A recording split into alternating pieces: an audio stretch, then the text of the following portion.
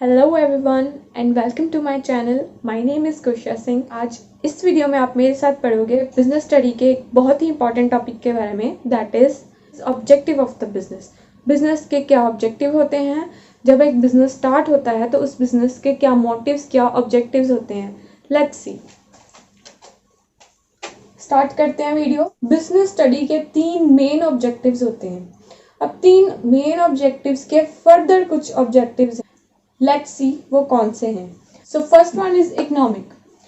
अब बिजनेस का economic objective क्या है, कि बिजनेस का इकोनॉमिकली क्या ऑब्जेक्टिव हो सकता है या क्या ऑब्जेक्टिव है, ठीक है। नेक्स्ट है सोशल। अब बिजनेस का कुछ सोशल ऑब्जेक्टिव भी होता है। अगर आपने कोई बिजनेस स्टार्ट किया है या कहीं पे कोई बिजनेस स्टार्ट हुआ है, बिजनेस का कहीं ना कहीं कोई इकोनॉमिक ऑब्जेक्टिव भी होगा, उसका सोशल ऑब्जेक्टिव होगा। थर्ड है इंडिविजुअल और ह्यूमन ऑब्जेक्टिव, कि इंडिविजुअल मतलब इंडिविजुअल पर्सन जो आपके बिजनेस के साथ बिजनेस में इन्वॉल्व है, बिजनेस में एक इंडिविजुअल या एक ह्यूमन काम कर रहे हैं, उनको लेके आपके बिजनेस के क्या ऑब्जेक्टिव्स हैं। Let's see. तो objectives of the business, first है इकोनॉमिक। इकोनॉमिक में फर्स्ट है सर्वाइवल। अब सर्वाइवल क्या होता है, सर्वाइवल का ऑब्जेक्टिव क्या है। सर्वाइवल का ऑब्जेक्टिव ये होता है कि आपके बिजनेस को मार्केट में ज़्यादा देर तक सरवाइव करना है, एग्जिस्ट करना है, और मार्केट में जो कॉम्पिटिशन्स चल रहे हैं उन कॉम्पिटिशन्स में जाके खड़े होना है, और उन कॉम्पिटिशन मतलब उन कॉम्पिटिशन का पार्ट बनना है for a long time. Survival इसमें यही बोल रहा है कि जो आपका बिजनेस है वो लॉन्ग टर्म तक एग्जिस्ट करे, सरवाइव करे, और मार्केट में जो कॉम्पिटिशन्स चल रहे हैं उन कॉम्पिटिशन्स का पार्ट बना रहे। इसको कहते हैं सर्वाइवल। तो सर्वाइवल इकोनॉमिक ऑब्जेक्टिव का मेन ऑब्जेक्टिव, मतलब कि ये बिजनेस का मेन ऑब्जेक्टिव होता है सर्वाइवल, कि ज़्यादा देर तक बिजनेस जो है वो सर्वाइव करे मार्केट में।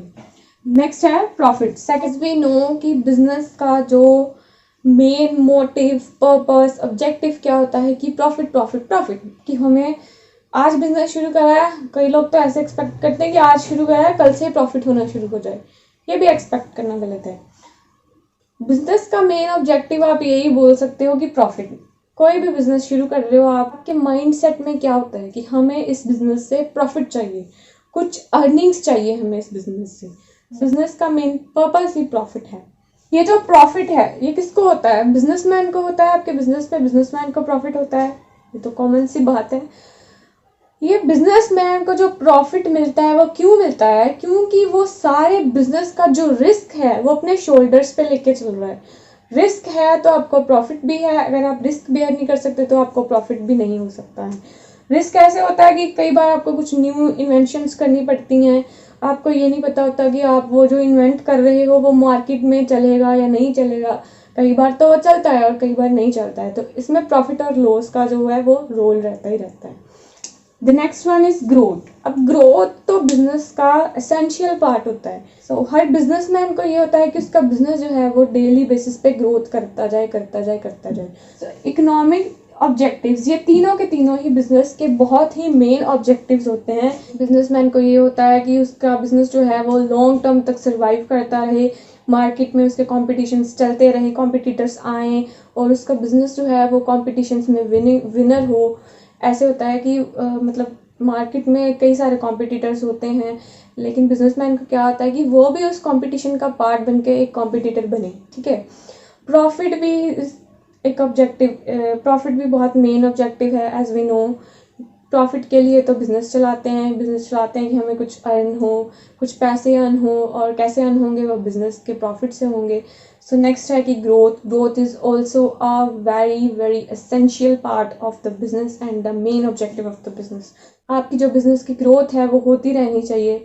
अगर आपका बिजनेस ग्रो करेगा फिर ही आप प्रॉफिट जो है वो अर्न कर पाओगे और ज़्यादा देर तक सर्वाइव कर पाओगे। सो ये थे economic objective of the business. Next है social objective of the business.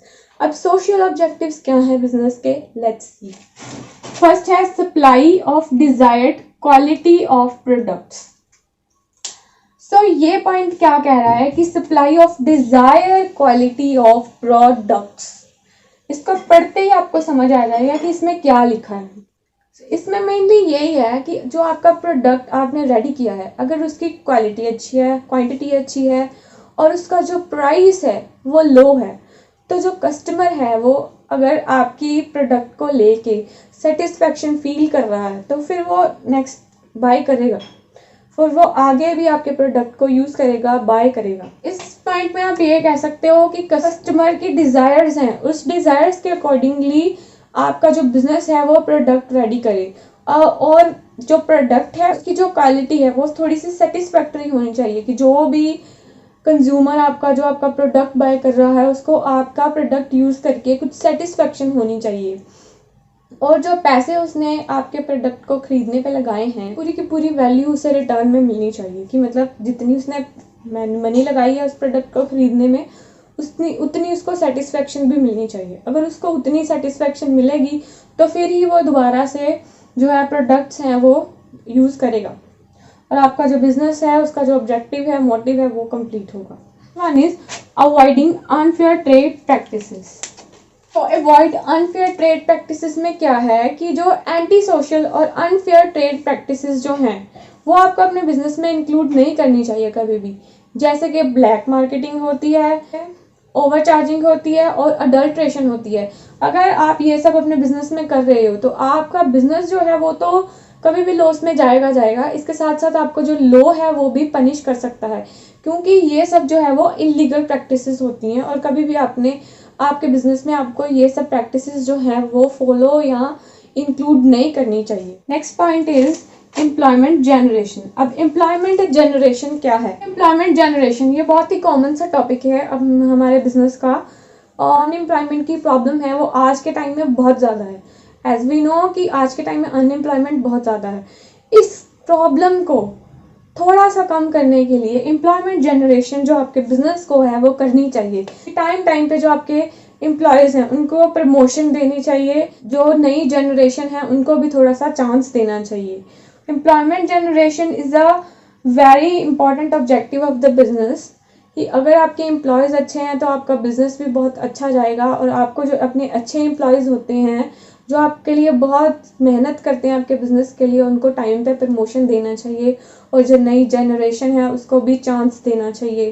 तो अगर एम्प्लॉयमेंट जनरेशन ज़्यादा होगी तो अनएम्प्लॉयमेंट की जो प्रॉब्लम है वो थोड़ी सी कम हो जाएगी, और जो हमारी सोसाइटी है उसमें भी थोड़ी सी इनकम की जो है वो बढ़ोतरी हो सकती है। मतलब पॉइंट है कम्युनिटी सर्विसेज। कम्युनिटी सर्विसेज है, इसको सोशल सर्विसेज भी बोल देते हैं। एज वी नो कि सोशल सर्विसेज बहुत बड़ा रोल जो है वो बिजनेस में प्ले करती हैं। सर्विसेज और सोशल सर्विसेज क्या होती हैं कि जो आपका बिजनेस है अगर वो लार्ज स्केल पे चल रहा है तो आपके बिजनेस को थोड़ी सी जो चैरिटेबल सोसाइटीज़ हैं वो बनानी चाहिए, एनजीओस बनाने चाहिए, कुछ सोशल लेवल पे जाके हमारी जो सोसाइटी है उसकी थोड़ी सी हेल्प करनी चाहिए।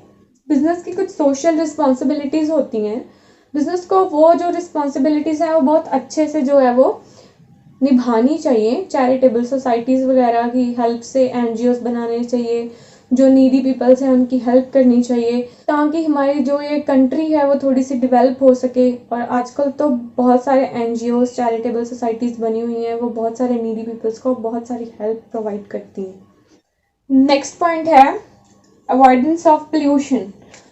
पोल्यूशन जो है वो बहुत बड़ी प्रॉब्लम बन चुका है आज के टाइम में, एज वी नो, ये सबको पता ही है। तो बिजनेस का क्या ऑब्जेक्टिव होना चाहिए कि अवॉइडेंस ऑफ पोल्यूशन को लेके, कि जो बिजनेसमैन ने फैक्ट्रीज वगैरह लगाई होती हैं, इंडस्ट्रीज लगाई हैं, उन इंडस्ट्री में से जो धुआं वगैरह निकलता है, जो उनका जो वेस्टेज है वो रिवर्स में डाल देते हैं। इस सब से क्या होता है कि जो धुआं है वो तो एयर को पोल्यूट करता है, जो रिवर में डाल रहे हैं गंद वो सारा क्या करता है, जो रिवर्स में जो सीज में वेस्ट डाल रहे हैं उससे क्या होता है कि जो पानी है वो पोल्यूट होता है, वाटर पोल्यूशन हो जाता है। सो इस सब को अवॉइड करना चाहिए।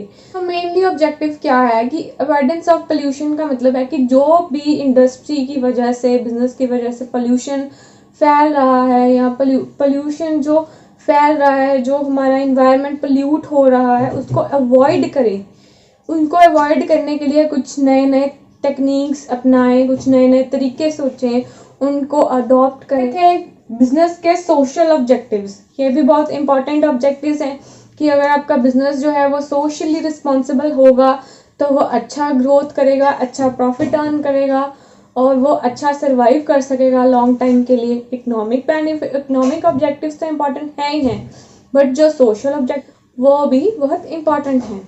So the last one is individual और ह्यूमन ऑब्जेक्टिव्स। एक इंडिविजुअल के प्रति जो बिजनेस के ऑब्जेक्टिव्स हैं वो क्या होते हैं, let's C. The first one is good working conditions. बहुत ही सिंपल सा है फर्स्ट वाला कि गुड वर्किंग कंडीशंस।